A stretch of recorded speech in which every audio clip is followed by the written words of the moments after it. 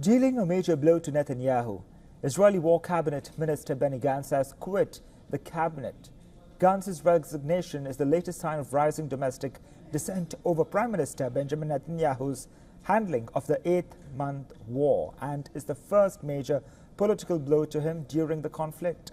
His departure means that Netanyahu will lose the backing of a centrist bloc that has helped broaden support for the government in Israel and abroad. Netanyahu issued a plea and urged Gantz to set aside his plans. He asked Gantz not to abandon the front. However, Benny Gantz's departure will not endanger the parliamentary majority of 64 seats in the 120-seat Knesset held by the ruling right-wing coalition.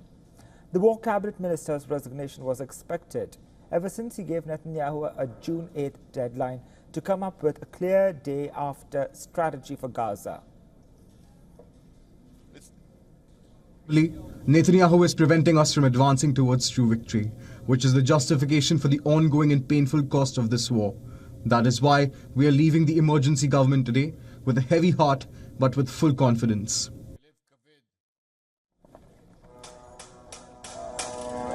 The Israeli minister's resignation came after IDF fought gun battles with Hamas militants in central Gaza's crowded Nuseirat refugee camp area as they swooped in to free the 4 captives. IDF claimed that the extraction team and captives came under heavy gun and grenade fire, which killed 1 police officer, while Israel's Air Force launched strikes that reduced nearby buildings to rubble.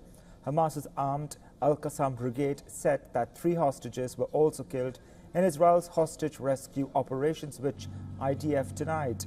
The health ministry in the Hamas-run territory said 274 people were killed and 698 wounded in what they claimed as Nuseirat massacre. Are you talking about 210 martyrs to claim that you freed hostages? Netanyahu, do you believe yourself that you freed prisoners? Do you destroy a whole house and kill 210 martyrs to free hostages? Meanwhile, the Russian family of a rescued Gaza hostage was reunited with their son after 8 months of Hamas captivity. 27-year-old Andrei Kozlov was taken hostage from the Nova Music Festival on October 7th, where he was working as a security guard. Kozlov was one of the 4 hostages rescued from central Gaza in what Israel said was a special operation held under intense fire from Hamas militants. We are very happy to see that he is healthy. He looks healthy, looks happy. He is infinitely happy that he is back home. We are infinitely happy to see him. He laughs, he jokes, he enjoys communicating with all of us, with his family, with doctors, with the people who surround him. He is open to communication. He told us that every day in captivity he thought about his family and those people who were close to him. These thoughts helped him survive, and these thoughts helped him stay alive, healthy and sane in his own mind. According to Israeli authorities, 116 hostages remain in Gaza, more than 40 of whom have been declared dead. Meanwhile, in another development, the commander of the Israeli Army's Gaza division announced his resignation on Sunday over his failure to protect Israeli military bases and settlements during the October 7 Hamas attack. He is not the first senior commander in the Israeli army to have resigned. In April, the head of the army's military intelligence directorate resigned over the October 7 failures.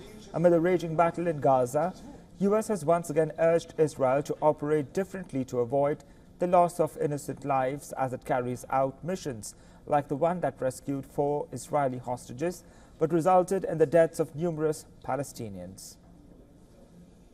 We are concerned about every loss of life, including in this operation. Anytime civilians are killed, we're concerned. Of course we are.